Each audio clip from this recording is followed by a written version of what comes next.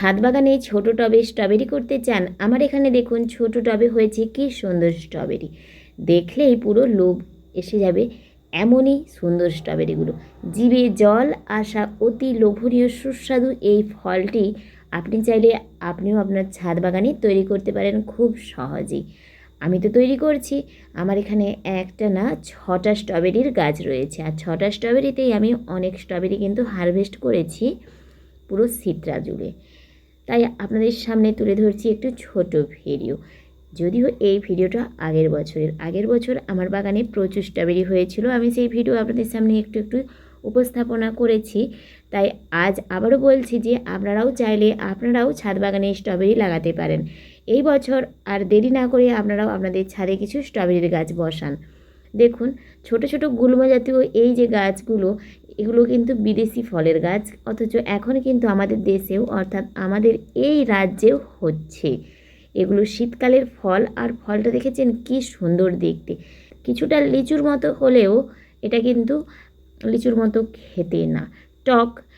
এমনকি লিচুর মতো ভেতরে বীজ নেই, বীজটা থাকে এর বাইরেই, ওই যে ছালের গায়েই থাকে ছোট্ট ছোট বীজ।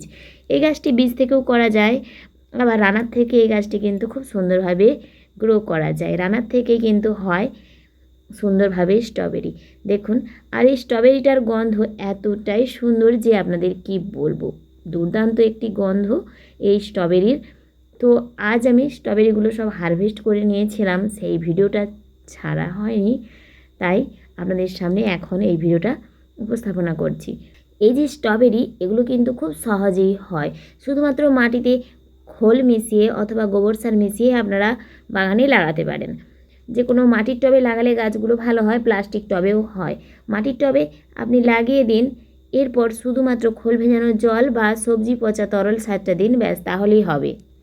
তবে স্ট্রবেরি গাছটিকে কখনো রোদে রাখবেন না। স্ট্রবেরি গাছ করতে গিয়ে আমি এটুকু বুঝেছি যে স্ট্রবেরি গাছকে একটু গরম পড়ার সঙ্গে সঙ্গে ছায়াযুক্ত স্থানে রাখতে হবে, যেখানটায় হালকা ছায়া রয়েছে, বা গাছের নিচে রেখে দিলে কিন্তু স্ট্রবেরি গাছগুলি সুন্দরভাবে বেঁচে থাকে। স্ট্রবেরি খুব বেশি রোদ সহ্য করতে পারে না, এমনকি গরমের যে সূর্যালোকের যে তাপ, সেই সূর্যালোকের তাপমাত্রাও নিতে পারে না। তাই গরম ফোটার সঙ্গে সঙ্গে স্ট্রবেরি গাছগুলি অবশ্যই ছাদ বাগান থেকে নিচে নামিয়ে নেবেন। যদি কারো ব্যালকনিতে জায়গা থেকে থাকে তাহলে সেখানে রাখবেন, অথবা যাদের ব্যালকনিতে জায়গা নেই তারা নিচে কোথাও রাখবেন, বা সিঁড়িতেও রাখতে পারেন, কিন্তু একদম ডাইরেক্ট ছাদে রাখা যাবে না, বা ছাদে যদি রাখেন তাহলে একটু ছায়াযুক্ত স্থানে রাখলেই ভালো হয়। স্ট্রবেরির পাশাপাশি শীতকালে তো প্রচুর ফুল ফোটে। তো দেখুন আমার এখানে আগের বছর শীতকালে কত পরিমাণে ফুল ফুটেছিল। এটা তো অ্যাডিনিয়াম, এটা লাল, আর একটা দিকে হয়েছে সাদা, দুদিকে দুটো ফুল। আমি একটা জিনিস লক্ষ্য করেছি, এই যে এই নভেম্বর অক্টোবর মাসটায় কিন্তু সাদা ফুলটা ফোটে, আর ওই লাল ফুলটা কিন্তু আবার ডিসেম্বরের দিকে গিয়ে ফোটে, ডিসেম্বর জানুয়ারির দিকে লালটা ফোটে। অর্থাৎ প্রতিটি সময়ের পরিপ্রেক্ষিতে ফুলগুলো আসে, একসঙ্গে লাল অথবা সাদা দুটো ফুল কিন্তু ফোটে না। এই সময় সাদা ফুলটা ফুটছে, কিন্তু ওর পাশে দু একটা লালের কুঁড়ি এসেছে, কিন্তু লালটা ফুটেনি, কিন্তু লালটা ফুটবে আর কিছুদিন পর। ওটা আমার ডবল প্যাটেলের অ্যাডিনিয়াম। দেখেছেন বেগুন গাছটিও কী সুন্দর হয়েছে। ছাদ বাগানের ছোটো ছোটো টবেই আপনারাও এরকম বেগুনের গাছ করতে পারেন, এই গাছগুলো সত্যি খুব সুন্দরভাবেই বৃদ্ধি পায়। ছাদ বাগানে সবজি করা খুব সহজ, অন্যান্য জিনিসের থেকে সবজিটা কিন্তু খুব তাড়াতাড়ি এবং খুব সুন্দরভাবেই হয়। মাটিতে যেহেতু আমরা সারগুলো দিই, সেই সারগুলো নষ্ট হয়ে যাওয়ার সম্ভাবনা থাকে, ছাদ বাগানে কিন্তু সারটা নষ্ট হওয়ার সম্ভাবনা থাকে না। ছাদ বাগানে সারটা টবের মধ্যেই থাকে, এবং ওই অল্প জায়গার মধ্যে গাছ খুব ভালো খাদ্য পায়। দেখেছেন কত সুন্দর সুন্দর ফুলগুলো ফুটেছিল। শীতকালে প্রচুর ফুল ফোটে, এই বছরও শীতকালে আমি প্রচুর ফুল করব, সেটাই আমার ইচ্ছে। তবে আগের বছর প্রচুর পরিমাণে ফুল লাগিয়েছিলাম, আর এত ফুল লাগিয়েছিলাম যে কি বলবো, এবছর এত ফুল লাগাতে পারবো কি না জানি না। এদিকটাতে হয়েছিল প্রচুর পরিমাণে গোলাপ, সাদা গাঁদা এবং হলুদ গাঁদা, বাসন্তী রঙের গাঁদা, অনেকগুলি গাঁদা হয়েছিল। তারপর তো চন্দ্রমল্লিকার বিভিন্ন ভ্যারাইটিও আমি লাগিয়েছিলাম। তারপর ডালিয়া থেকে শুরু করে আস্টার, জিনিয়া, সব রকমের ফুলই আমার বাগানে ছিল, দোপাটিও ছিল সেই সময়। কিন্তু এই বছর এখনও সেভাবে কোনো ফুল লাগাইনি। গোলাপের গাছগুলো আপনারা দেখেছেন, এর আগে আমার ছাদ বাগানে আমি 22টা গোলাপ কিনেছিলাম, আমার চ্যানেলের লোগোতে দেওয়া রয়েছে গোলাপের ছবি। অনেকগুলোই গোলাপ কিন্তু আমি কিনেছিলাম এবং এখন মাত্র 5টি গোলাপ ঠেকেছে, অর্থাৎ গোলাপ গাছগুলো আমি প্রায় মেরেই ফেলেছি সব। কালো গোলাপের গাছও কিনেছিলাম, কালো গোলাপের গাছটাও মেরে ফেলেছি, 2টো কালো গোলাপের গাছ ছিল। তো কী আর করা যাবে, আসলে ছাদে জলটা তুলতে পারি না আর জলটা দিতে পারি না বলেই গাছগুলো কিন্তু আমার গরমে মারা গিয়েছে। অতিরিক্ত জলের সমস্যার জন্য নিচ থেকে জলটা তুলেই আমি এই এত সুন্দর বাগানটা কিন্তু করেছিলাম। এখনও যে কিছু গাছ রয়েছে অল্প পরিমাণে, সেগুলোও কিন্তু খুব কষ্ট করেই করতে হয়। তবে ডালিয়াগুলো কিন্তু দুর্দান্ত হয়েছিল, ডালিয়াগুলো এতটা সুন্দর হয়েছিল আর গাঁদাগুলো এতটা বড় হয়েছিল যে কী বলবো। এরকম সুন্দর ফুল আপনারা যদি করতে চান অর্গানিক উপায়ে করবেন, অর্গানিক উপায়ে কিন্তু সুন্দর ফুলগুলো হয়। আমার এখানে আমি অর্গানিকভাবেই এই এত ফুল লাগিয়েছিলাম আর অর্গানিকভাবেই এত ফুল আমি করেছিলাম। স্ট্রবেরির একটা কথা আপনাদের বলতে ভুলে গিয়েছি, স্ট্রবেরিতে অবশ্যই মালচিং করে দেবেন, অর্থাৎ স্ট্রবেরি গাছের ওপরে টবের ওপরে সবসময় কিছু খড় কেটে টুকরো করে দিয়ে দেবেন। খড় দিলে কি হয়, ওই যে গাছের পাতাগুলো ডালগুলো বা স্ট্রবেরিগুলো মাটির সঙ্গে ডাইরেক্ট লেগে থাকবে না, তাহলে কিন্তু স্ট্রবেরিগুলো বা পাতাগুলো পচে যাওয়ার সম্ভাবনা কম থাকে। যেহেতু স্ট্রবেরি গাছটা ঝোপালো মাটির সঙ্গে লেগে থাকে, ওপরের দিকে উঠে না, সেহেতু ওগুলোকে একটু সাবধানে রাখা উচিত, কারণ তাহলে গাছটা বেঁচে থাকবে। আর যদি জল বেশি পেয়ে যায় স্ট্রবেরি গাছ, তাহলে কিন্তু গাছটি মারা যাওয়ার সম্ভাবনা থাকে। দেখেছেন কি সুন্দর গাঁদাগুলো ফুটেছে।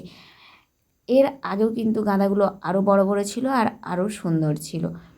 আমার চ্যানেলে সব ভিডিওই দেওয়া রয়েছে টুকটাক করে, আপনারা চাইলে ঘুরে দেখে আসতে পারেন। আর এদিকটাতে যে ডালিয়াগুলো লাগিয়েছিলাম, চন্দ্রমল্লিকাগুলো লাগিয়েছিলাম, এই দেখুন, দেখেছেন কি সুন্দর চন্দ্রমল্লিকাগুলো। এই বছরও আমি কিন্তু আবারও লাগাবো, তবে এই গাছগুলোকে বাঁচিয়ে রাখতে পারলে এগুলো থেকেই কিন্তু আবার নতুন চারা তৈরি করা যেত। আমি তো সেভাবে বললাম না, জলের সমস্যার জন্য কোনো গাছই বাঁচিয়ে রাখতে পারিনি, তো আর চন্দ্রমল্লিকা কীভাবে বাঁচাবো। এই যে দেখুন ডালিয়াটা, সত্যিই ডালিয়াগুলো অপূর্ব সুন্দর কিন্তু হয়েছিল। অনেকগুলোই ডালিয়া আমি লাগিয়েছিলাম আর এই বছর ইচ্ছে আছে প্রচুর পরিমাণে ডালিয়া লাগাবো। তো আপনাদেরও বলবো আপনারাও এবার শীতের ফুল গাছগুলো লাগানো শুরু করুন। আমিও আর কয়েকদিনের মধ্যেই শীতের ফুল গাছগুলো কিনে নিয়ে আসবো নার্সারি থেকে। নার্সারিতে কিন্তু অনেক দিন আগেই শীতের ফুল সব চারা তৈরি হয়ে গিয়েছে, শুধুমাত্র অতিরিক্ত বর্ষার জন্যই নিয়ে আসেনি, কারণ বর্ষার সময় শীতের ফুলের চারাগুলো নিয়ে আসলে যত্ন করতে খুব কষ্ট লাগে, অর্থাৎ খুব চাপের হয়ে যায়। যদি আমরা একটু পরে নিয়ে আসি, একই দাম নেবে নার্সারিতে, তখনও এই প্রতিটি চারা 10 টাকা করে নেবে, আর এখনও তাই নেবে, কিন্তু চারাগুলো এখন একটু বড় হয়ে যাবে আর শক্ত হয়ে যাবে। তার শক্ত চারাগুলো নিলে আমরাও বাঁচাতে পারবো ভালো, তাই অবশ্যই চেষ্টা করবেন একটু দেরি করে চারাগুলো কেনার। আমি আগের বছর পুজোর আগেই চারাগুলো কিনে নিয়েছিলাম, তাই চারাগুলো কিন্তু বাঁচাতে আমার খুব কষ্ট হয়েছিল। এবছর আমি এই জন্য একটু দেরি করছি। আর আপনাদের বলবো আপনারাও শীতের যে ফুলের গাছগুলো একটু দেরি করে কিনবেন, একটু কালী পুজোর পর কিনবেন, তাহলে কিন্তু গাছগুলো মজবুতি হবে এবং শক্তপোক্ত গাছগুলো আমরাও কিন্তু নিয়ে এসে বাঁচাতে পারবো খুব সুন্দরভাবে। আর একটা কথা, ক্যাপসিকামটা শীতের সময় অবশ্যই করবেন। আমি কিন্তু প্রচুর ক্যাপসিকাম আমার ছাদ বাগানে করেছি, আপনাদের সামনে ভিডিও তুলেছি, এবং ক্যাপসিকাম থেকে নিজের বাগানে আমি কিন্তু আবার চারাও তৈরি করেছি, সেই ভিডিও আপনাদের সামনে দিয়েছি। তো তাই বলছি আপনারাও ক্যাপসিকাম থেকে প্রচুর প্রচুর চারা নিজের হাতেই তৈরি করতে পারেন, বাড়িতেই তৈরি করুন। এটা আবার একটা ঠিকরি গাঁদার গাছ। এই যে ঠিকরে গাঁদা, এটা কিন্তু আমরা সেই ছোটোবেলায় দেখতাম, অনেক দিন দেখিনি।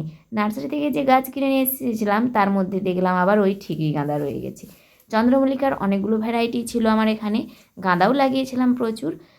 আর এবছর এই যে ফুলগুলো, এই যে শীতের ফুলগুলো, এর বীজ কিন্তু আমি সংগ্রহ করেও রেখেছি, এখনও বীজগুলো ফেলা হয়নি। আসলে অতিরিক্ত বর্ষার জন্য বীজগুলো ফেলার মতো সাহস পাইনি আমি। প্রচুর পরিমাণে নয়নতারা, হাইব্রিড নয়নতারা লাগিয়েছিলাম, হাইব্রিড নয়নতারাগুলো অতিরিক্ত বর্ষার সময় কিন্তু মারা গিয়েছে। কয়েকটা রয়েছে, আবার কিছু কিছু গাছ কিন্তু মারা গিয়েছে। তো আপনাদের বলবো আপনারাও এরকম কিছু কিছু গাছ লাগান। আজকের মতো আমার ভিডিওটি এখানেই শেষ করছি। আপনারা সবাই ভালো থাকবেন, সুস্থ থাকবেন, পারলে 2-1টা গাছ অবশ্যই লাগাবেন, কারণ গাছ আপনাদেরকে দিয়ে যাবে কিন্তু অনেক কিছু। তো আজ আসি, টাটা।